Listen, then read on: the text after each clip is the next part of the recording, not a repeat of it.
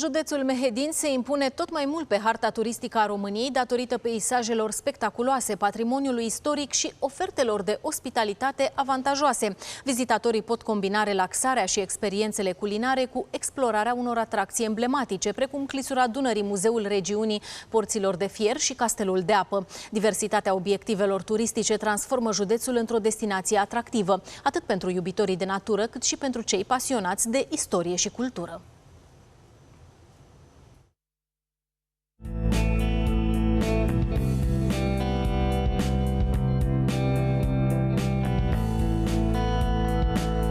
Fie că sunt români, fie că sunt străini, turiștii aleg în număr tot mai mare să viziteze județul Mehedinți. Oamenii sunt atrași de peisajele spectaculoase, cât și de patrimoniul istoric bogat. De ce alegeți mereu să veniți în cele două locații? Ce vă atrage și de ce reveniți de fiecare dată? Vara este un lucru favorabil pentru toată lumea. Toți vrem să ne retragem la terasă, să mâncăm ceva bun și să stăm la o masă cu prieteni. Centrul orașului Drobeta Turnu Severin atrage prin arhitectura istorică îmbinată perfect cu designul contemporan. Unul dintre principalele obiective este Palatul Culturii Teodor Costescu. Ce mirare că sunt, ce bine că ești, ce mirare că sunt.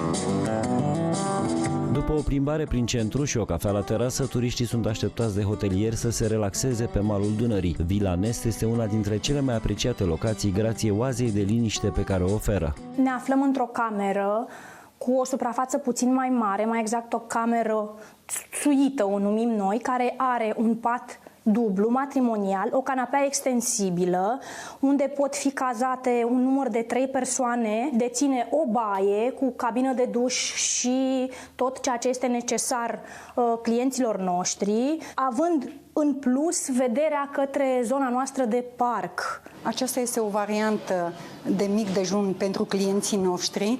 Acesta este o cilibir care conține iaurt, ouă poșate. Acesta este un madam care conține șuncă presată, cașcaval, mozzarella și ou prăjit.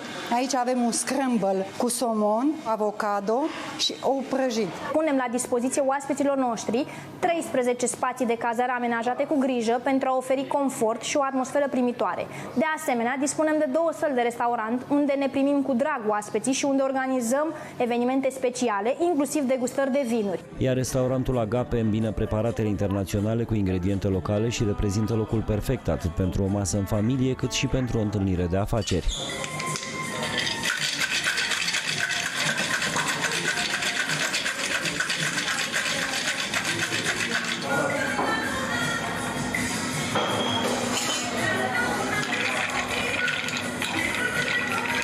Unul dintre principalele avantaje ale vilei Nest este poziționarea. Nest este situată la mai puțin de o oră de mers cu mașina de unele dintre cele mai apreciate obiective din Europa. Clisura Dunării vine la pachet cu un peisaj de poveste, fiind locul unde fluviul străbate munții. Cazanele Dunării, chipul lui Decebal sau podul lui Dumnezeu sunt locuri de neratat pentru vizitatori.